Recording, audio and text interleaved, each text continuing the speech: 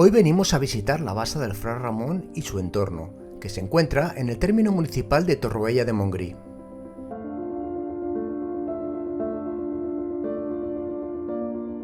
Debido a la grave sequía que se arrastra en la zona desde hace ya varios meses, se ha reducido notablemente el nivel de la laguna, produciéndose una situación de anoxia.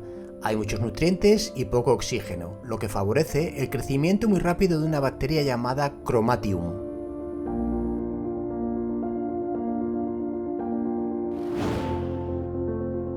Es una situación que se produce de vez en cuando a finales de verano en los humedales de esta zona y tiñe el agua de color de rosa.